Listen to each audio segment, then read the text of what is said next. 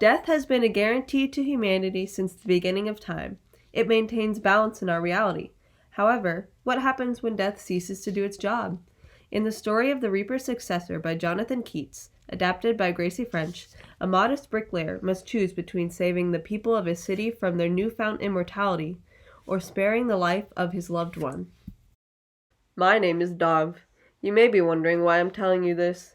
You see, I'm a fairly young fellow from the once lost city of Tel Aviv. Growing up, I was a disgrace to my stepfather, yet lovingly pitied by my mother. I spent my whole life searching for my real father. While searching, I heard stories of a time when death had spared my birth city, leaving a mere mortal to do his bidding. Let me tell you the story of my father, Yotam. We will start at the beginning of his burden, as he was arriving home one fateful night after receiving an unholy yet mandatory task from the academicians of our land. Sissel, I've returned. Yo, Tom! Oh, my dear, you've been gone all through the night. Just what was it that the scholars had in task for you? It's not good. Do they want you to love a girl besides me? They've appointed me as the new Grim Reaper. I didn't even have a say in the matter. At the mention of the Angel of Death, Sissel instinctively backed away, and only with her utmost effort did she will herself to approach her lover again, hesitantly taking him into her arms. When do you start? Tomorrow night. And you didn't think to ask the academicians if somebody else could fill the role? How could I say no? Yo, Tom, someday you'll have to realize that you cannot give everyone what they want. It's okay to say no sometimes. Yotam stayed silent, contemplating this. With that, the two went to bed with feelings of dread and unease. The next night, Yotam was sent to the house of his first victim, a wealthy old man named Meyer. Well, well, well. Speak of the devil and he shall come. I'm guessing you know the reasoning behind my appearance here? Indeed. However, I'd like to ask if we could reschedule. Reschedule your demise? I don't think I'm allowed to do so. The haggard man dropped to his knees dramatically, pleading with Yotam. Oh, please, dear boy. I've become accustomed to the idea of living forever.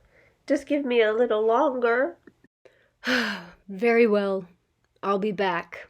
Yotam had not yet become comfortable with the idea of taking the lives of his neighbors, so when he got a way out, even if it was only pushing back the inevitable, he took it. However, as Sissel and Yotam ventured through town the next morning, shocking news erupted through the city. There had been a death. You told me you didn't kill him last night. I didn't. I told him that I'd give him more time.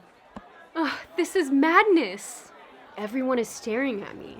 Just when they thought their day couldn't get any worse, a man by the name of Hebel approached. You see, Hebel was the rich boy of our town. He had nothing to offer other than his handsome stature and narcissistic personality. He also had taken quite a liking to my mother, Sissel. Well, why wouldn't they be? You're the cause of the first death we've had since last spring. I mean, everyone's calling you a murderer, you know. Leave us, Hebel. We don't need your taunting right now. Oh, I'm dearly sorry. I guess I've said too much. Well, have a nice day, you two. Throughout the following months, the other residents steered clear of Yotam. He lost all of his closest friends, the only person left to talk to being my mother, Sissel. This really took a toll on him. However, as the kind pushover Yotam was, he kept doing the best he could at his job. Yotam would visit the next doomed to die, tell them of their fate, and let nature take its course. But even the Reaper himself cannot save his beloved from their mortality. You see, one evening Yotam was visited by one of the town's academicians with the name of his next victim, Sissel. Good evening, Yotam. How goes the day? Oh, Professor Scott, have you come to give me the name of my next, client? As a matter of fact, I have. I've decided to come in person this time to ensure your loyalty to our mission. Have you been keeping up with your duties? Why, yes, of course. So I can still trust you to keep up with this job? You can trust me, Professor. Is anything the matter? Well, according to our astronomical calculations, the next person to be relieved of their immortality is Sissel. What? Oh, no, this can't be. I'm terribly sorry, Yotam. However, our calculations are never wrong. Scott, she's all I have left. We wanted to have a family together. You gave me your word, Yotam. Do not cross me. I'm sorry. I can't proceed with this. I will not kill my wife.